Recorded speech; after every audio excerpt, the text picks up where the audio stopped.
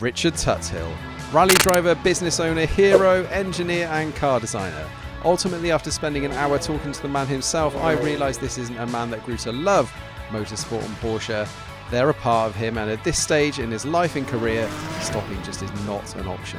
The full episode is live now on all podcast streaming services, but grab a coffee and let's learn all about what makes Mr. Richard Tuthill tick.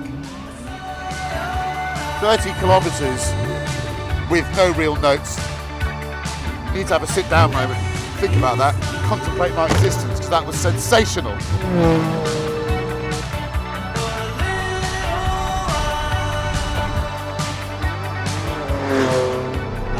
What's it like on the road?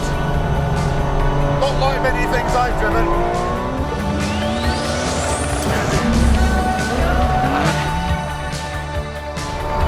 Now we're talking. He's made a monster. Welcome to the Renngineering YouTube and podcast, and welcome to, wow, I can't even believe I'm going to say this, I'm at Tuthill Porsche. Whether you've seen this chap rip around a forest in a rally stage, or whether you've seen the 911K episode with Chris Harris being taught how to drive, or the GT1 more recently and that being launched. I'm sat with Richard Tuthill. Welcome, Richard. Thank you very much. Thank you for coming. Good. Nice to see you. Nice to see you too. So we've got this unscripted time together, and the format's always the same. So I start in your earliest days. So if I can take you right back to being a child, where did cars come in? Where did that, not before pre-Porsche, where's the kind of first earliest memories of a car, or kind of being inspired by motorsport or cars, anything like that? Probably in that field behind us. I think we can see it. Yeah. Yeah, you can see it. Yeah. I mean, first major memory was rolling a VW Beetle in that field, and I was 8. So that was a good start. How did that, I mean, obviously you didn't just walk over at 8 years old, grab a VW Beetle and then go, you know what, I'm going to roll it in that field. How did that happen? Well, obviously I started driving before I was 8, obviously, because I had to get to the point where I was able to roll it. But no, we, in fact, if I'm honest, the first time I drove a Beetle was in that field. Right. But to give you a clue, I've lived here all my life. Wow, okay, right. So as a family, my family moved away here for probably 15 years. But other than that, I'm back here, or family is back here. Dad moved here when he was 17. Right, okay. Wow, so it's really big. Anything car-based started here. And I've got a million memories. Rolling a Beetle is one of them.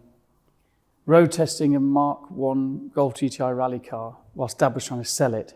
It was a Group A car, and I was in the back, literally on the A361 holding onto a roll cage. I was about to say there's no back seat, so you must have been doing a bit of the... I mean, you sort of can't imagine it. So that's sort of 1982, let's say. Yeah. I don't know, whenever that was, but it was the 80s. Literally in the back of a Mark 1 Golf GTI Group A rally car holding onto the roll cage during a sales demonstration. I remember sitting with Mark Lovell in a rally car in a Welsh forest. Again, same thing actually with Dad in a Golf, probably then Mark II Golf. And I was so small, I slipped under the seat belts during the stage. It was a test, obviously. He didn't slow down. I remember that.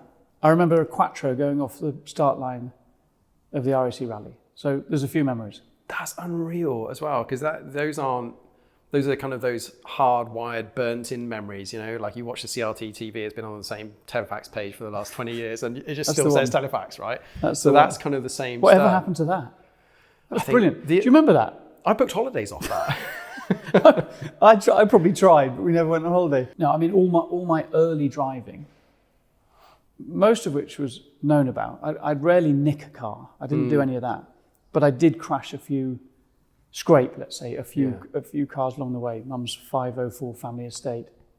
But I never. With them knowing you were driving it, or did you just grab the keys off the table? There was a bit of a thing. If there was a car, it didn't really matter. Whatever I had to do to get it started, I could. And usually it would be siphoning a bit of fuel and finding a battery. It was never that advanced. But my elder brother wasn't that way inclined, really. My sister was always game. She actually ended up co-driving for me. But basically, we used to just mess around here in the holidays on BMXs and driving Beetles, or Saab 95, that's a bit niche. That's very niche, but cool car though. Cool car. Didn't roll that. Anyway, that's where Quick it all question, began. put a quick pause on that. Do any of these cars still exist? Is there a barn somewhere where you've got this Saab 95 that's kind of just it got parked one day and never disappeared? The original family Saab 95 estate is still on the site somewhere. Wicked. That's probably it. I mean, we're talking the Beetle I rolled was, I bought it for 50 quid. Yeah.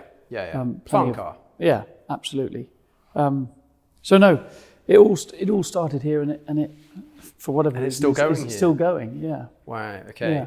Where did Porsche come in? So is it just part of the rallying scene? Because obviously that was kind of a big part of the early 80s and mid 80s. Porsche was starting to rally heavily. So did your dad was he involved in Porsche and rallying? And that's how you got into it? The Porsche thing, reasonably well documented. David Richards, who is is one of the world's leading motorsport. What's the right word to use? I don't know. There'd be a good word. A great to use. word. Stick in the comments, whatever that word is. There's nothing David hasn't done and Sure. continues to do. Interestingly, yesterday their latest project, for which will debut in Dakar, or its first Dakar will be this year. That Nasser Al-Attiyah won his first stage in the Morocco Desert Challenge yesterday, and that's the new Dacia. Okay, yeah. So David came up. They were sort of social friends, Dad and David, and he needed a white Porsche, which is in the building.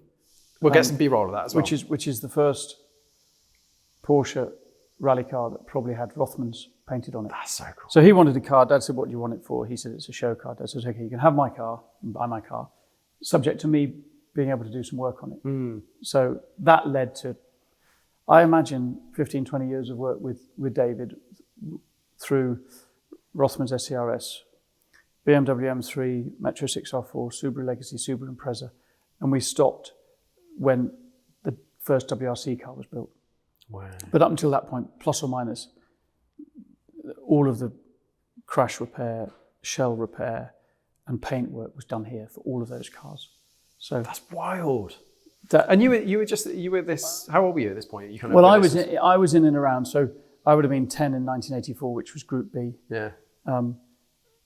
I got a job working for Prodrive as a gardener in my school holidays at the age of 12, 13. With my brother, we used to go down there.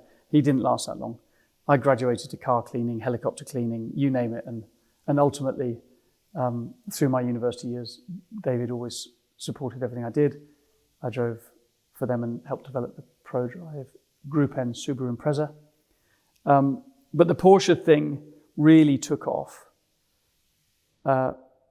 when the old man won London to Sydney in 91, Wow. or 92 or 93. I'm not very good with dates. Again, stick in the comments below. There's going to be some rally aficionados are going to know all these dates. Wow. Again, I'm thinking back to my childhood, and there used to be a rally special stage at Cheltenham Racecourse where I grew up.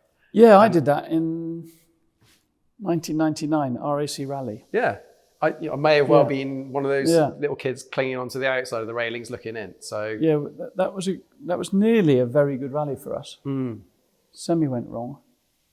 Something to do with gearboxes at the end of it, but we finished second Group N car. I think we were beaten by Raymond Ferreros. That was Subaru's best ever result in a Group N World Championship rally.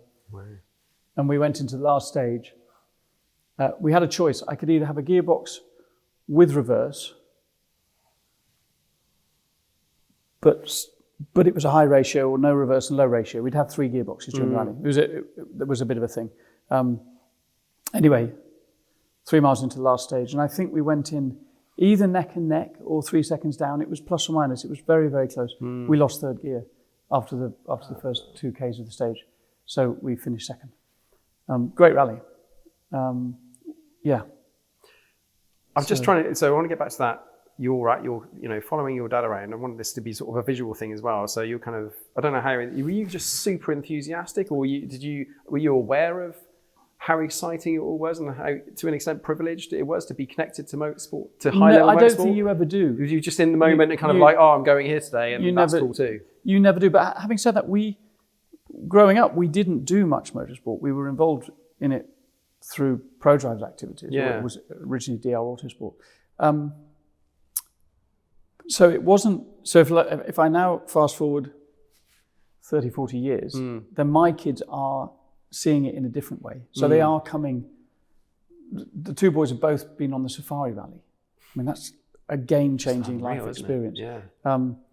If they're not at school, then they come to Paul Ricard and spend a weekend racing. So they're seeing it in a very different way than I saw it, because then we weren't running a motorsport business.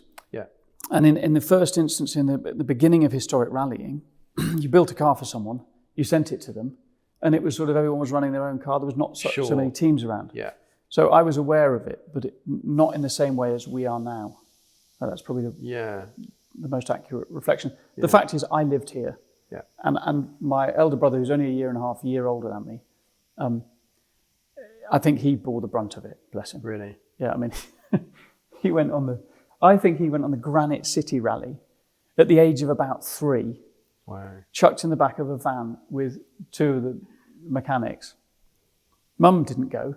So it was Tommy, 2 mechanics, and Dad on a rally. And driving to the Granite City Rally, I don't think I've ever driven that far in this country. So he got ruined. So I probably came along just in this sort of perfect pocket where I could not be... you weren't kind of ferried around and say, you weren't kind of just... dumped. Yeah, unceremoniously dumped. And actually, I don't know if you guys watching this are into rallying or whether this is a Porsche thing for you, but I have a good friend of mine, Alistair Moffat, who's a BTRDA auto test champion, but also did some Group N stuff. I did Somerset stages with him as a chase in the chase car. And it's so unceremonious. There's no frills. It doesn't matter how high up the stack you are. There's somebody out there with a wet sponge at 3 a.m, kind of cleaning something down to keep the windscreen clear or something like that. It's all encompassing, and you are in rallying when you're in rallying. Yeah, and I think I had an experience probably now 10 years ago, maybe more. So we support our clients everywhere. So they literally have to book a flight, and there's nothing we won't do for them. Amazing. Or at least nothing we won't try and do for them. And then I went back and I did a rally with a client, and we drove from here in the rally car, did a one-day rally based in Welshpool, and drove home.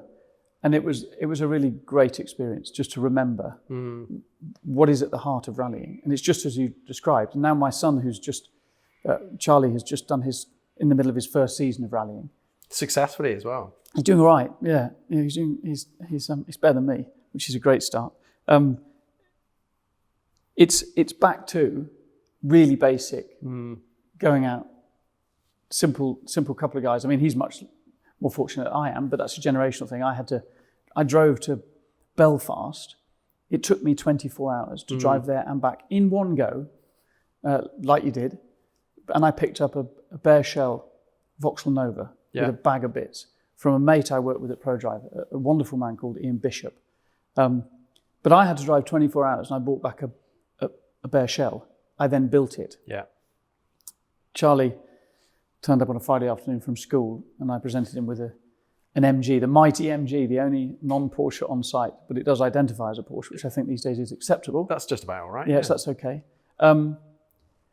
So you can't help it. I still wanted to be at school. I was buried in this stuff from a very early age, and I think that's a really, really good thing. On the one hand, there is a downside. And should anyone working in the building today laugh when they hear this, take it with a pinch of salt. I think I know where you're going to go with this, but I'll check in afterwards. I can do every single job in the building. Yeah. And now I can't do it as well as the boys who are doing it every single day, but I can when I'm not one-handed. When you're not one-handed, yeah. Pretty much do anything. And so that has a huge strength, but I think there's a weakness in there somewhere.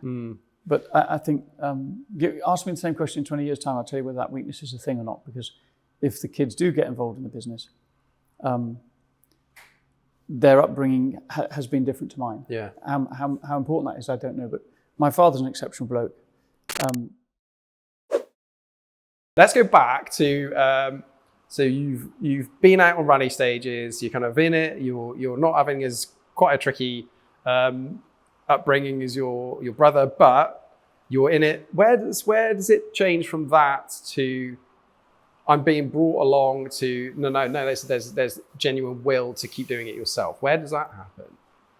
Well, that's a hot topic, because once you become a father, are you a father? No, I'm not. No. Well, once you become a father, then should you become a father, and there's pros and cons of that, no doubt. Then you've got to try and make these judgments for your kids. And so, if I look at my brother, I think he was probably ruined early on. There's no chance of him getting involved. Right. I think there is naturally there are those that are born with a natural ability or a natural interest. It's the old sort of fed not bred type scenario. But there is a certain pressure. And at the beginning of this holidays, the last couple of weeks of finishing the GT1 before it went to California, the boys came into the workshop, and I was on a proper mission. We all were. They're the best. Do you think they're the best? They're the best. Wow. Okay. The best and the worst. I mean, when you're sat, work-life balance is long gone at that point, right? When you're kind of, work-life balance is out the window at that point, right? And that's something you have to manage. But the point is, I'm lucky. I come into this building every day, and there's 90 odd people around, all of whom are amazing. Yeah.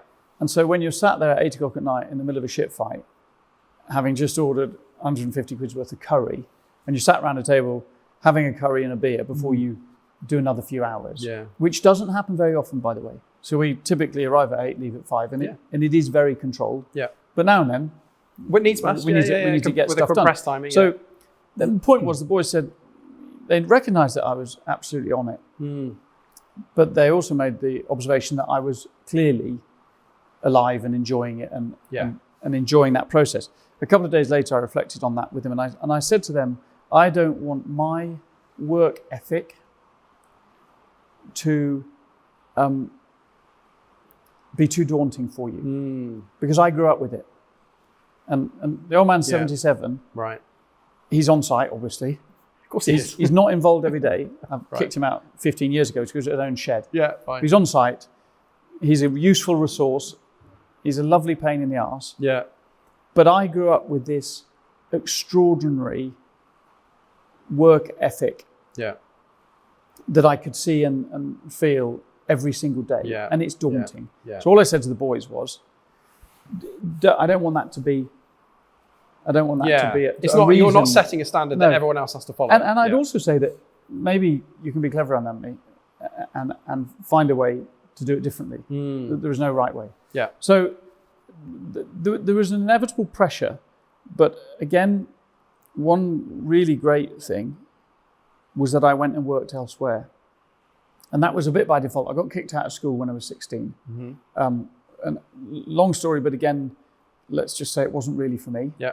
I didn't do anything too naughty. It was like losing your driving license for 4 speeding fines. It was one of those jobs. In the end, they said, look, probably best you find somewhere else. Part ways, yeah. Yeah. So that was fine. And then 5 miles away from here, I was welding up farm sheds. I worked for a mate of mine, Tim Riley, who had an injury, and I was building Datsuns with him. His claim to fame was he finished 3rd in the Safari Rally in about 1960-something, inside his mother's tummy. Wow. So, his mum... Again, that tells you what rallying's like. His mum was Anne Riley, and she co-drove for Pat Moss-Carlson. She was the first ever professional co-driver because she used to take sickies off work, and it was fine up until she was on the front cover of the front page of the Times, having won Rome-Liège-Rome, whilst being poorly. Anyway, unbelievable. So I was building Datsuns, building farm sheds, and then of course I did an awful lot of work with Prodrive. So yeah, it was a bit by default, but then you start getting involved, and the first couple of years are quite pleasant whilst you're trying to learn the business, understand a bit. Then there's a period of 5 years which were awful. Okay. And that's a power struggle. Do you want to go into that anymore? Well, the point is so I've travelled the world with the old man. The first long distance rally I did with him was in 1996. I was at uni, and we went from Panama to Alaska rally. So that was 35 days or something. A hell of a trip. I think the first 12 days we got 22 hours sleep. driving through, started in Panama and then Nicaragua, Managua, I mean all sorts of aguas. I'm not sure where the hell we ended up, but we ended up in Baja, the Baja Peninsula, where I ended up driving the ambulance because it was making a strange noise. And the drivers, the medics in the ambulance, were scared of it. So I drove it through. I drove it through the Baja, and the Baja, which is where Baja 1000 runs, had just come through. So the roads were trash, and I was driving this ambulance. That was a great story. But so I travelled the world with the old man, and we have a fantastic relationship. It's not that conventional, but it's fantastic. But then you're in a situation where there's a bit of a power struggle because I want to do some things differently. Right. But he's done it his way. For years. For 30 successfully, years. Right? Very successfully. Yeah. But he'd never sat behind a computer. The industry was changing. There was a whole load of, let's say, bullshit that he wasn't really into. Yeah. I mean, I think when I joined, if you ordered a car, it'd be a phone call, so roughly speaking, agree a price. Yeah. Then when the car was finished, you ring him up, whether it was 6 months later or 2 years later. And then the car would disappear. Yeah. And the price was the price, and there would have been a bit of haggling probably. And his job was to build all the engines, all the gearboxes. He very rarely assembled cars, although of course he absolutely could, and he built his own car. But for London and Sydney, for example. But it was a completely different. The Historic Rallying was doing this. The clients were different. Yeah. Okay. And so it was a really difficult time because I wanted to take over. Yeah. And I say last year, was he getting the same? What you were seeing, did he understand that it was changing, or was that part? I'm not sure because he's a really unique guy. He's pretty old school, and he's a very driven guy as well. I mean, just spent his life working here. Yeah. I mean, he missed my sister's christening. The church is 200 metres from where we're sitting. Wow. But he was building an engine, so he didn't go. Yeah, okay. Not in a bad way, he was just busy. No, yeah. So, yeah, I get it. I'm not saying he was right or wrong, but ultimately, a family business is a tricky... Of course it is, yeah. Can be tricky. Yeah. So we had that 5-year miserable period, and he didn't give in, and nor did I. And we ended up a gentle war of attrition. We ended up obviously finding a way, and clearly what we're now doing. Yeah. It depends how you define success, I've got plenty of things wrong. I've got a few things right, but the reason this business exists how it does now is because of me. Yeah. Taking it from an incredible base. Yeah. To whatever we're doing now. Yeah. And it's down to just hard work. It's just down to, and I've put the hours in. I think it's not, for me, if you don't mind me saying, there's lots of people that put hard work in, and lots of businesses fail irrespective of hard work. For me, it's vision, culture within the company. It's a great network, great understanding your customers' needs, being able to solve a problem. There's loads of things that go into it doesn't happen by mistake. I mean, I get it. Yeah. Hard work alone is not necessarily a guarantee for success. But I'm not sitting here saying we've succeeded, actually. We are doing some great things with great clients, with amazing people working here. Yeah. And yes, because of the way my mind works, I'm constantly dreaming stuff up. So I've seen things other people potentially haven't seen. I've gone about things. Let me talk about the Safari Rally, which is a rally where you go rallying in a Porsche. Yeah. I think it's much more than that. It's an incredible experience. And I thought it was an incredible experience from 2003 as a co-driver, which was an incredibly tricky experience, but an amazing result with a great man driving. We finished third, so it was a huge success. But I recognized something pretty early on, which was when you shut the door in a car, and I'm gonna say a rally car, but you could easily say the same at 6 o'clock in the morning in a road car. When you shut the door, it's really peaceful. Yeah. And especially how the world is now we're constantly in touch with everything. Overstimulated. Yeah. Constantly, yeah. But all of a sudden, your world goes peaceful and you've got a piece of road to drive. Yeah. And no one can help you. So it doesn't matter how many PAs you've got or how many chefs you brought with you or where your pilot is. You've got you and your co-driver, and you've got a car, and you've got to go from A to B as quickly as you can. Yeah. And it's incredibly peaceful. It's a great place to be, and that's where I'm at my most peaceful, behind the wheel. Same, and I'll refer back to a couple of years ago. I was pretty stressed after COVID. Had a difficult day job, and I chose to take my 981 that's just out there on a solo road trip around Europe. So Good decision. yeah, and that feeling, I did the Col de Serini, Route Napoleon, and then Col de la Bonnet, so highest loop road in Europe. And I remember getting to the top of that loop road, mountains below, and there's a feeling that is really hard to describe, that is the absence of noise. Yeah. And I don't know what that is, but it's an amazing feeling. I've said this a million times, if you can't do it, it doesn't matter what car you're in, it could be the crappiest car ever, find an opportunity to go out, whether it's with some friends, but do it and enjoy those moments, because they're rare. Yeah, and I think the ultimate piece is still actually when you're driving, and you're driving on a special stage with someone talking away to you. Testing is slightly different, because I'm always thinking about the car. Yeah, sure. But the point is, shut the door, and this is what I recognised. All these wonderful people we work with are hugely successful. They typically have to be to afford it. But where can they escape? And actually, it's very difficult to find escape. If you go on a nice boat, or if you're still connected and you're still not engaged. So I worked out that pretty quickly. And the other thing is, if you chuck a load of great people in the room together, then you're going to have a great time. So the Safari Rally, or coming racing with us on the 2 Litre Cup, there is a car element to it, right? Let's not forget. Yeah. And the winning isn't that important. For some people, it's very important. For others, it's not important at all. And for us as a company, you need to win occasionally. You don't have to win. Yeah. We just won the Gentleman's Trophy and the Gentleman Elite Trophy in the 2 Litre Cup this year. We didn't win the Pro class because we didn't enter a Pro. We won all 3 last year. We won the 2, what I would consider the most important ones. So we've got people who will win, and then you've got people who love driving, love company, love a glass of red wine, and I think I realised this earlier than most. Great people, great car, and great event. So let's go and do it. But the car is, what should we say, 30% of it? Yeah. The conduit's making the rest of it 50 at happen. best. That car gives you access to this event, this experience. So again,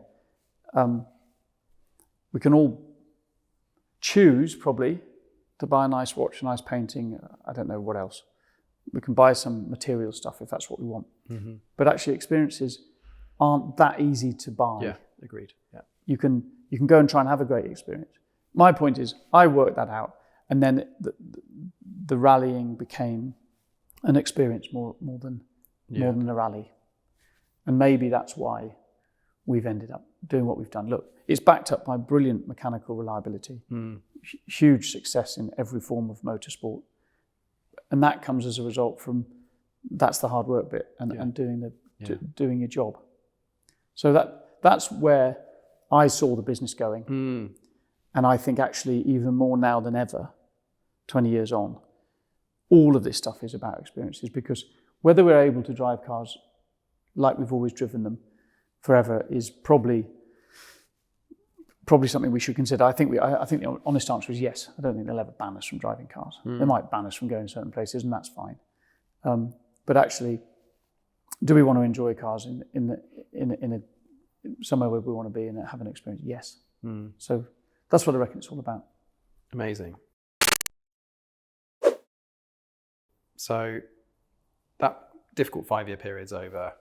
The growth of the company starts to happen. Yeah. Give me some, the kind of couple of the highlights around, where it changed from being something that was word of mouth and kind of, you've got that kind of constant, can you build us a car, please? We've got this event that we want to go and do, to let's turn this into a company that's well known around the world, to producing SCRS, which is where we first spoke, at Bicester, or all the way through to, and like I said at the start, 911K, which still blows my mind. It's mental. And GT1. So how the hell did that happen? It's going from that post 5-year difficult period to sitting here today again, I find it difficult to believe that's organic. That But it is, and that's the point.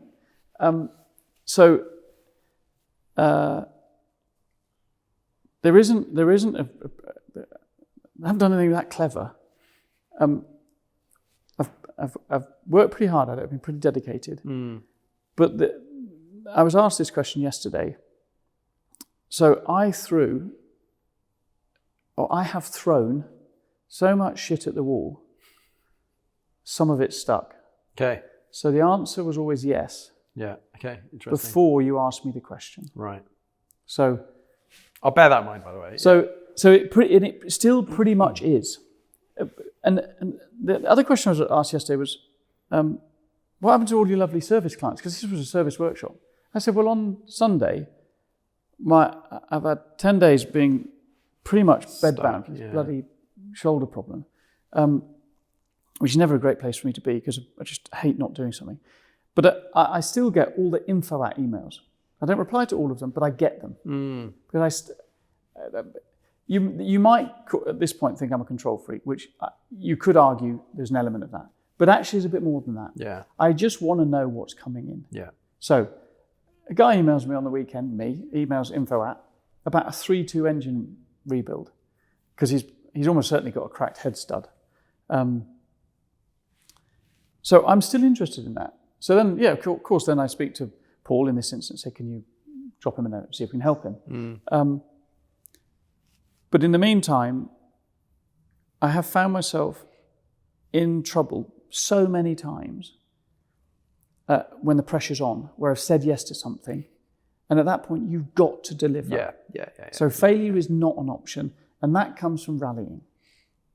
It doesn't come from racing, and it doesn't come from road cars. No. So if you're restoring someone's 2.7 RS and you miss the deadline, well, okay, that's not good, but the guy didn't just miss the start of the Safari Rally or Le Mans Classic, right? So you can always bump it on a day or two or a week, which becomes a month, which becomes 6 months. Yeah. So, but when you're on a rally, particularly a rally, the clock never stops. There was no you've done your qualifying session, you hang around in the pits for 3 hours. The rally clock is always running. You have to get shit done. So I said to a client in Copenhagen Grand Prix, which is a great event, the historic Grand Prix, which is open to all sorts of wonderful cars. He sat down and said, right, I want to go from Cairo to Cape Town. So this is just an idea. This is just to give you a clue. Yeah. I want to go to Cairo, Cape Town. Great, Roger. That sounds like an amazing trip. Can you arrange it?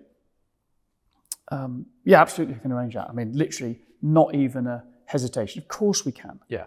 I want to do it in 3 months. I want to start in Cairo. I want to meet you with my 4 cars and a team to look after me in 3 months. Yeah, no problem. Absolutely no problem at all. Full stop. Spend another half a day with him, get on the plane, come home. A week later, I am at 3 o'clock in the morning. I've got 2 computers running. I've got Google Earth, Google Maps. I've got all sorts of data going. How the hell? Firstly, where's Cairo? And how am I going to get from there to there? Did I think about, well, we better check about the political situation in I don't know, northern Somalia or wherever the hell we were. So that's the point. Right. Oh my word. I've just said yes. And Roger knows me very well now, so should he ever listen to this, I hadn't got the first idea how we were going to get there. Now, bearing in mind, okay, we'd rallied all over the world. I was about to say, but it's different. History, yeah. We just turn up to rallies which have been organised by clever people, and we go and run cars. But what I had in the back of my mind, the old man had done one of Philip Young's events quite recently, which was London to Cape Town. So, of course, there's a road book somewhere, isn't there? Yeah. So again, all I'm thinking now is, I've said yes, now start thinking outside the box. Of course, I'm not about to send someone in a Land Cruiser and do the route for me. So what should we do? Well, let's get the road book. Someone must have a copy. Or, okay, Google, what was the route? They had a problem and they ended up, I think, going across, I want to say to Jordan or something, because there was a political problem. Whatever. This typifies how I got to where I've got to. So it didn't matter whether it was about taking a client from Cairo to Cape Town or whether I was going to... The actual question could have been anything. It's here's something that we don't know how is going to happen, but it's really exciting. Yeah. Cool, I'll do it. And I think the exciting bit is part of it, because I love dreaming shit up. I love new stuff, which is why with these lovely cars we're building now, I'm not going to build a volume of anything. Yeah. Because obviously the first point in any business, if you can scale something, well, there's probably more margin because you can amortize your development costs, all of that great stuff. Yeah. But that's fine, but it's not for me. Because I don't want to build 100. I don't want to commit myself to building 100 of anything. Now, okay, Safari Rally cars, we've built over 300. Yeah. And that's all event-based and it's year on year, but what you're not doing is on a production. Yeah. They're not shuffling down a production. One guy doing one job repeatedly. Yeah. And all of the other cars aren't, we don't have a production line as such, but we're going to streamline all of that because now there's a volume of cars. Right now, as we sit here. But only for efficiency, right? Not for, We've got 84 cars to build right now, across between race cars, rally cars, 911Ks, GT1s, bespoke one-off-road cars, all of that type of stuff. So we've got to streamline that process a little bit. But that's how I got to where I got to. And the Cairo to Cape Town story just typifies anything, but it could have been, well, it was a bit like ice driving. I started ice driving. That's 18 or 19 years old now. And that was an idea. I learned a whole load more about driving for the week I did WRC Sweden than I had done in all my driving up until that point. Wild. And just zero grip, isn't it? Was that? Just the grip, the environment, the feeling that you get when you get it right, the feeling you feel when you've got it wrong. Yeah. Plus there's an element of safety, false or otherwise, of great big snowbanks to hit. Yeah. And I started that with 5 clients and 3 cars for a week. And then the next October, I thought, better send an email out to a few people. So this is where I come back to the organic thing. I would literally get to October, November and go, oh, bugger. I haven't done anything about ice driving. Brrr, anyone want to come ice driving? And after 5 years of doing that, ping, yeah, everyone says yes. And there was a sort of watershed moment, 2008, when we were sort of in the middle of that financial crisis. And I thought, well, if anything is going to slow up my people coming ice driving, which is clearly something you can do or not do, it doesn't change your life. I mean, it can change your life. It's bloody brilliant. But I thought this will be the season. And actually, that then was our biggest season ever. And I think we turned over something like 100 grand that year. And at that point, I think, oh, wow, okay, this is a bit of a thing. And then meeting someone local who sort of wanted a change job. He seemed like a nice bloke. I didn't know him. Seemed like a nice bloke. We had a couple of mates in common. I said, well, why don't you come and set up ice driving for me? I've no idea how it's going to work. As in, why don't you come and run it? That was a big step. Yeah. And of course, he was organised, efficient. Rather than emailing everybody in November, it became a bit more structured. Yeah. So then he did a bit of a rebrand. We went from norwayice-driving.com to Below Zero Ice Driving. So that was our first branding exercise. And we were presented with all sorts of awful names, but Below Zero was quite cool. So it's very cool, yeah. We went with that. Bearing in mind we were still using a logo that I designed on Microsoft Paint. So that was how I really want to see the original version of that. It was literally, do you remember Microsoft got rid of Microsoft Paint and they brought out Microsoft Paint Pro or something? Something like that. It was still a free issue. No, I remember. But the whole world went mad, so they had to reintroduce Microsoft Paint. Totally. So my editing skills are based around Microsoft Paint and Excel, which many people don't realise you can do anything on Excel. You can, but I hate it with a passion. Oh, I bloody love it. I love Excel. So, point is, Tim came along, paid some attention to ice driving, and now we run 8 cars every day of the month, every day of the season for 2.5 months, and it's become a bigger business. And where we struggle there, weather can kill the season straight away. Of course, yeah. It can make it a zero profit season. That happened last year, didn't it? It was like last year we had a great year actually. Or was it this year that's been a bit? No, sorry, this year we haven't had a bad season for a while. Okay. But you can be very quickly off the lake for 10 days, and that really ruins your season. Yeah. Or, of course, crash damage. So there's a bit of that because I self-insure. But again, the organic thing is that's absolutely how that happened. Yeah, okay. This is a good idea. I learned a load when driving, plus it's great fun. Let's do that. And then, a few other people want to do it. Let's do a bit more of it.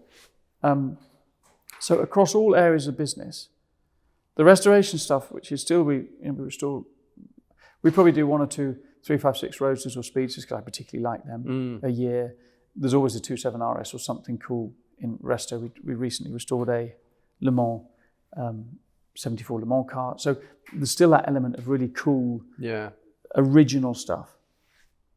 And then the next idea we could probably talk about would be the 911K. So that was our first road car. Yeah, thing. And the story's the same, by the way. So, I mean, I'm a classic one for this, right? I don't listen to anyone else's podcasts. I don't watch anything else. So from what I understand, though, through accidentally finding a video, a client in the States was interested in doing something along these lines. When actually I really want something that does ridiculous RPM, it's got to be on its tiptoes constantly. Was that something along the right lines? Yeah, something along those lines. So I'm going to smile at the camera now, and Philip, when you watch this, you can smile with me. So the guy you just mentioned is not actually from the United States, although he does hang out there a lot.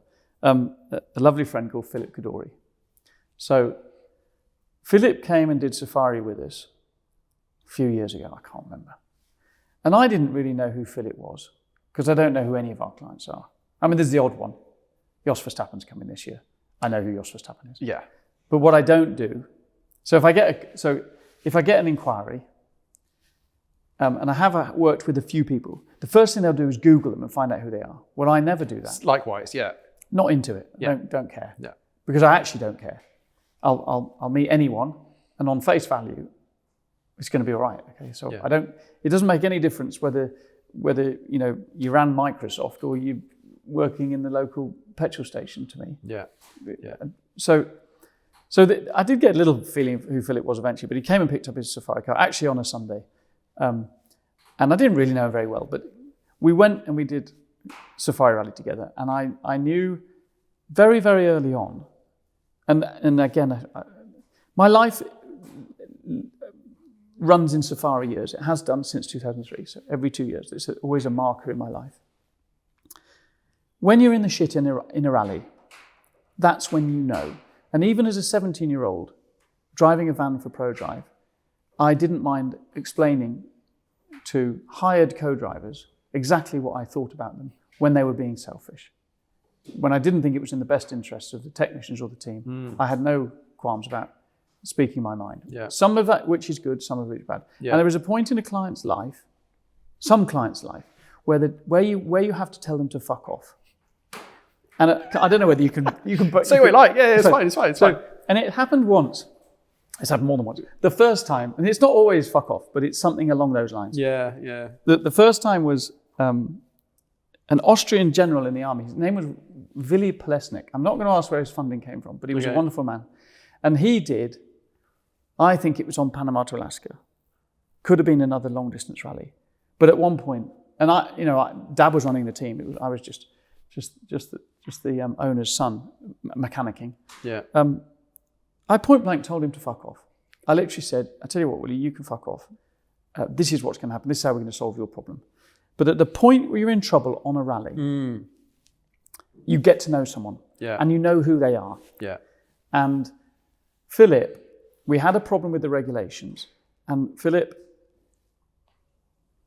either could have protested, which we would have won, and he would have finished third, or he ended up finishing fourth. And when he made the decision to say, hold on a minute, I came to the Safari Rally, never did I imagine I could finish in the top 10. Yeah. I'm going to finish third or fourth. Yeah. Let's just enjoy put this into fourth context. rather than taint it. And at that point, I thought, okay, well, you're okay. You are more than okay. So during lockdown, everyone was on furlough, apart from 4 of us, plus the freelance guys, because they weren't protected by the government at that stage. So I wasn't ever going to leave them in the lurch. So, and by the way, at that point, the best thing in the world for me was that the phone would stop ringing. Yeah. I've always said, wouldn't it be great if we could have a year off? Well, COVID gave us that opportunity, although because of how furlough worked, it didn't quite give me the opportunity I wanted. Needless to say, I'm sat in the office, a bit bored. And I had always dreamed, in fact, I'd already taken a little commission that I'd made most extraordinarily out of a car sale where I'd helped someone. They were kind enough to send me a little commission. I said to them, I'm going to put it into a fund for making a lightweight car. He didn't ever buy an 911K, so he needs to have one. So I always had this in my mind. I also had another chat with a very good friend, Richard Cook.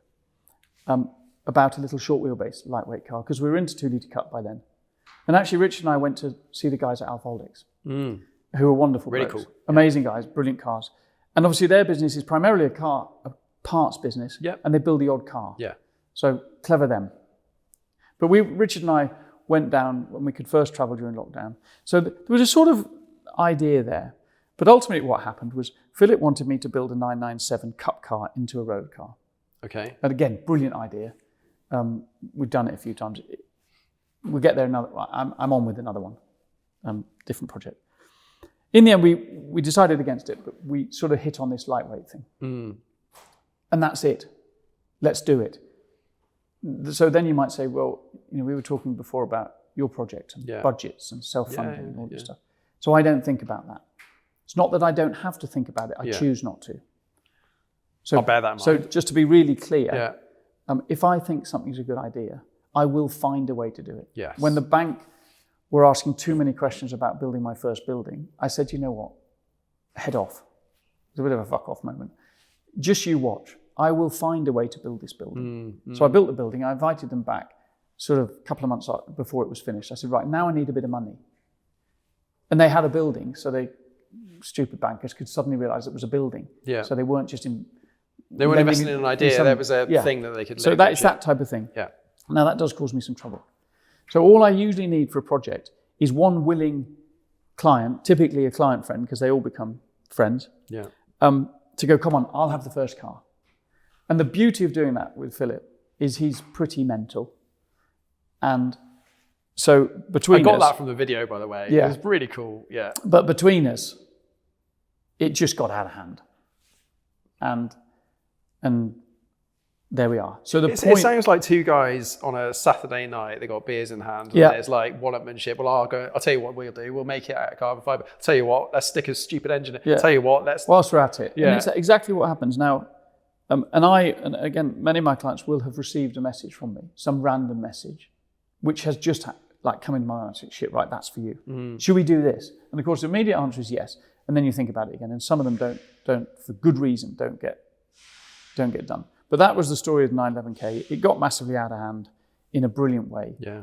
But at the heart of it is all our basic, well-known mechanical reliability. So let's say mechanically, 80% of that car I could take to Kenya. Wow. Genuinely.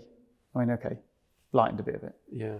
Panels are panels. It's a standard Porsche shape. Yeah. So invest in tooling and get on and do that. And then create some special parts around it. But the reality is 850 kilo, 11,000 RPM, not much traction. But actually it has got a lot of traction. It's got too much. And the next piece someone does on it, because someone else wants to have a drive in it, some lovely journo, the whole focus on that is how usable it is. So we could get into it now. We could drive to Banbury in 6th gear at 2,000 RPM, and we'd be driving just a really good early car. You would never, ever know. Really? You would never, ever know. And then it has this split personality where it's absolutely mental. Which is ridiculous. And Philip actually still says to me, can I take traction away? And the answer is no. Right. Actually, I don't even know how to, apart from ruin the ride and make it stiffer. Yeah. But it's got amazing traction. So you have to work to make it move. But there is, and for the time being, will never be any, let's say, strategic planning. This building now is full of grown-ups. I'm not one of them. So there is a lot more control. Yeah. There is a lot more planning. Yeah. And we're sitting above the new accounts office. Yeah. And they are desperately trying to keep up with why I just bought something. Yeah. But it is backed up by a brilliant team of people who are gently bringing me in line. But if you just don't want it too much though, because that won't happen. No, I don't think you'd allow it anyway. Yeah. But that's how 911K happened. If I think something's a good idea, then I'll have a go. And now I've got a little bit of confidence that if I think it's a good idea, well, maybe I can find 20 or 30 people who think it's a good idea. I'm sure, yeah. So that comes from 20 years of having a go, 20 years of getting some of it right, more often than not. And yeah, there's been the odd, I've been down roads with gearbox development, which have never paid me back, never will pay me back. I'm glad I did it because I learned. So quick pivot, if it's all right. Yeah. In the timeline, so you got 911K. Rob Dickinson phones you up and says, "You want to do a safari car?" Yeah, so that was Where was that? So that was a That's bit before. Yeah. So we built that car in COVID. So the first time Rob saw that car, which is genius, because again, he's an extraordinary guy. I consider him a good Quite mate. similar in personality types and kind of like how your thinking is. And Shit, I don't know whether Rob would be happy with that. Really? But of course, there is some similarities because of the way he started his business. And I have to say this. I don't have to say this. I like to say this. Thank God for Rob. Thank God for Singer, because they created a market that we are all enjoying. Yeah. And without them, and now someone else probably would have done it at some point, but without them, they raised the bar.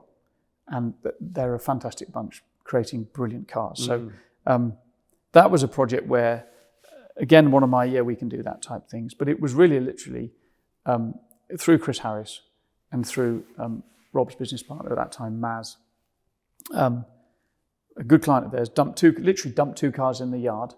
And they rang him and said, "What are these for?" He said, "I'd like some rally cars." And they actually said, "Well, we don't know how to do that, but we know someone who does." Yeah. So that was through Chris. Yeah. So phone call, come and see us. Went over to LA. Never met them. Never driven a Singer. Obviously knew all about them. Was a bit suspicious, if I'm honest. I didn't know how long the Singer Classic would look good. Yeah. Okay. Yeah. I was wrong. It looks great. It looks amazing. And what is it, 15, 20 years old maybe now? Yeah. 15. So yeah, that started off as a let's say, a Singer Classic. Well, actually, I think it was even going to be standard. Just chuck some dampers on it. And I mean, literally the first thing I did was measure some dampers for a 964 because we hadn't done much on 964s, made some brakes for it and started that. Next thing, Rob starts working his magic. We were about to commit to first tooling. Another car had been released. And Rob goes, "Okay, hold on a minute. We need to go again." Okay. Yeah. So started again. Wow. Bodily, mechanical side of it we did. And was pretty much set. Yeah. So that turned into an amazing thing. And what I saw in that opportunity was, okay, build a couple of cars, which could have become something huge in the end. Yeah. Now, because of Porsche's resistance, it didn't. Yeah. Another story. But actually, I didn't see that opportunity as that. And I knew it wasn't just that opportunity.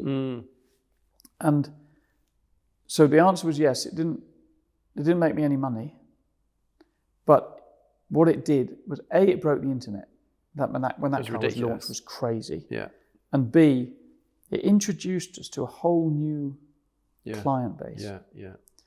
And so again, that was a bit of me going, well, that's cool. Let's just say yes.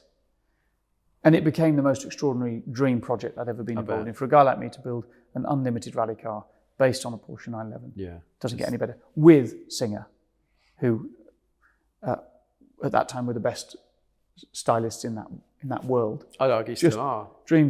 Well, of course we are now, but yeah, I know what you mean. Well, yeah. That was a joke. But the opportunity I saw was actually a lot more than that one project. Yeah.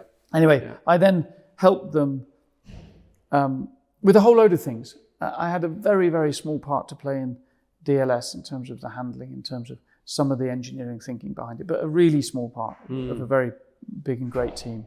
I helped a little bit with Williams and all of that stuff. And so I ended up with a really nice working relationship with those guys, and I still have that.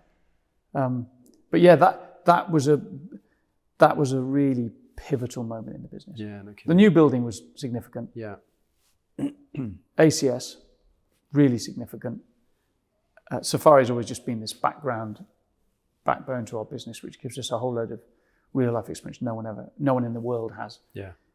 And then of course you had 911K and so it goes on. So and so it goes on, but we're going to head towards the end of the episode, but we can't leave GT1 behind, right? We can't. That's where we are right now. And actually, it's right up to date. It is, phenomenal.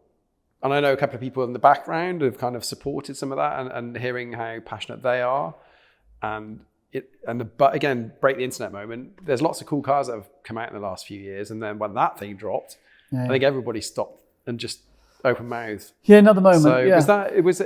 and I'm going to hazard a guess, that was yet another Yeah, that sounds cool. Don't know how we're going to do it. We'll find a way. Yeah, client drove in. I didn't know him very well.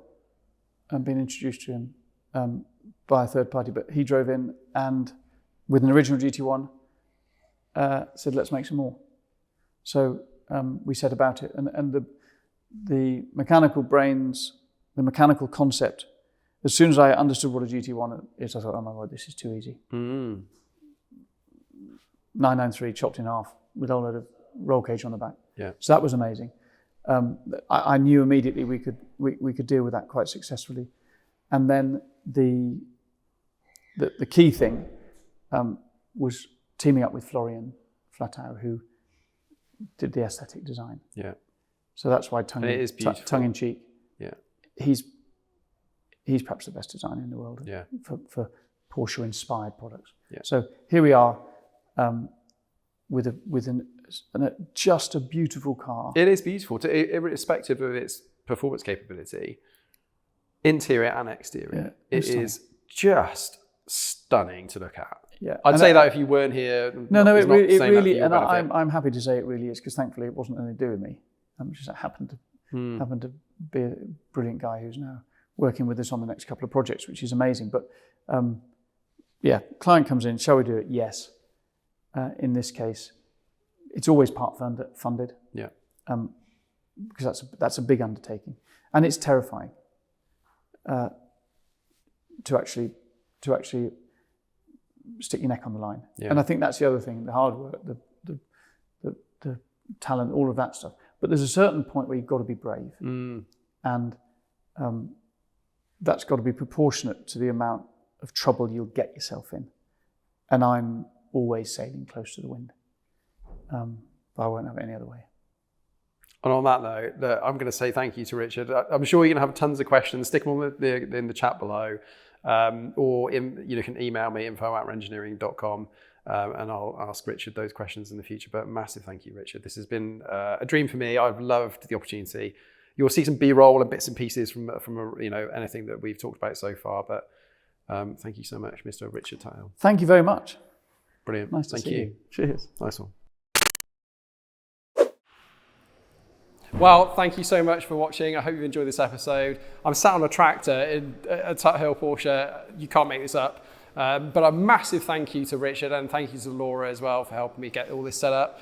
Yeah, there's loads more episodes. You know where they are. They're all over Spotify, any podcast streaming service, and obviously on YouTube as well. Thank you so much for watching.